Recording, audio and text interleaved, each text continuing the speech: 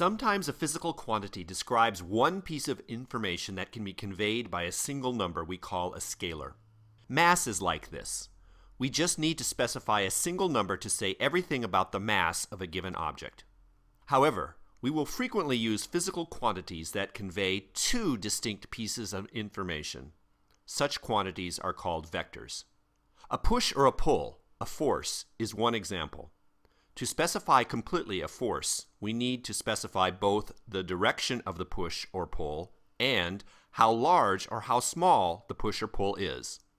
As we learn to use different physical quantities in this course, we will almost always need to keep in mind whether the quantity is a scalar or a vector. We will learn to represent vectors in different ways. One way is symbolically. We'll typically use a Roman letter with an arrow drawn on top. The two pieces of information communicated by a vector also have special symbols. We can symbolize a vector's magnitude with the vector symbol between absolute value bars, or write the vector letter without the arrow. The dimensions of the vector quantity are conveyed by the magnitude. The direction of any vector can be symbolized by the vector letter with a caret on top. More precisely, this symbol represents a dimensionless vector of magnitude 1 called a unit vector. We'll say more about unit vectors a little later. For now, let's picture in our mind that symbolically a vector is equal to the product of its two main parts, its magnitude and its direction. A second way to represent a vector is to draw an arrow. The direction of the arrow represents the direction of the vector quantity. The length of the arrow represents the magnitude of the vector quantity. Now let's not fall into the trap of confusing the representation of the vector with the vector itself. The arrow represents the vector by helping us visualize the vector quantity. The arrow is not the same as the vector. For example, if we draw an arrow to represent a force, the length of the arrow can only represent the force's magnitude because the arrow's actual length has the dimensions of length, which are not the same as the dimensions of the force's magnitude. This means when we use an arrow to represent a vector, we usually have to decide how long to draw the arrow to represent a particular magnitude of that vector quantity. We often make this decision unconsciously when we're drawing on paper arrows to represent vectors. We just draw the arrow long enough so we can see it. However, a little later, when we begin to use the computer to help us to visualize physics problems that we are solving, we will need to be explicit about this. Another decision we need to make about drawing arrows is to decide where to draw the arrows. We have the freedom to choose this. The arrow can still properly represent the vector regardless of where we draw it. However, there are some common choices for different situations. We'll introduce these as we go along. Let's now discuss how to do vector arithmetic, which is different in some ways from the scalar arithmetic you learned when you were younger. Multiplication and division of a vector by a scalar are two important arithmetic operations. If the scalar is positive, then the result is a vector that points in the same direction as the original vector. If the scalar is negative, then the result is a vector that is flipped. The direction is reversed in comparison with the direction of the original vector. If the scalar has dimensions, then the new vector that results from either multiplication or division is a different physical quantity because the new vector has dimensions that are different from the original vector. For example, if we divide a force by a mass, then the magnitude of the resulting vector has units of length divided by time squared.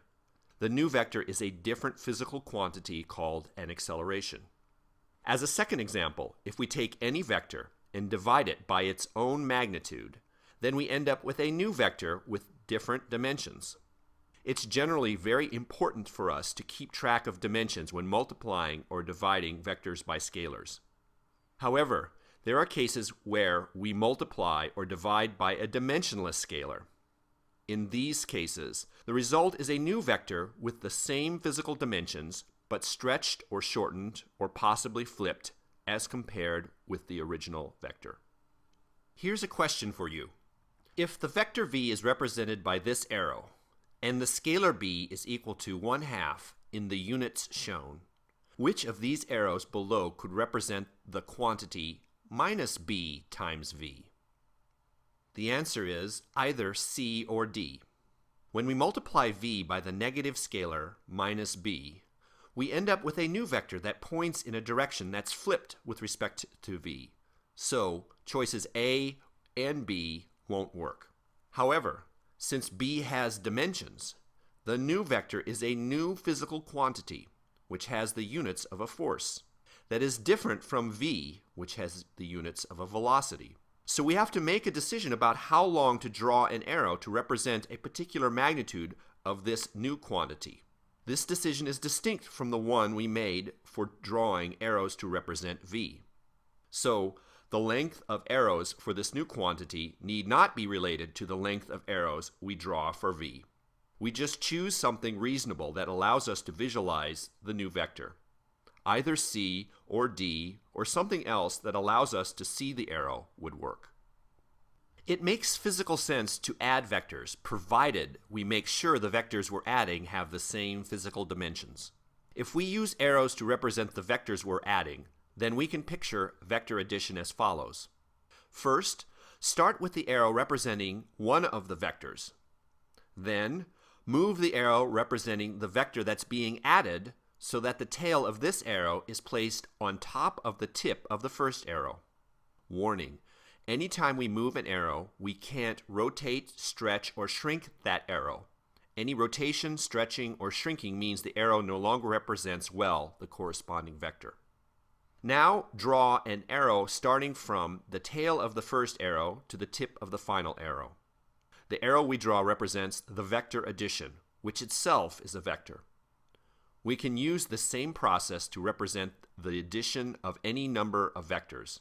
Moreover, the order in which we place the arrows to do the addition is not important.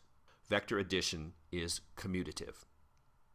Vector subtraction is also an important vector operation. Like addition, subtraction makes physical sense only if the vectors involved have the same physical dimensions. We can also use arrows to depict vector subtraction. Let's subtract vector r1 from vector r2 as follows.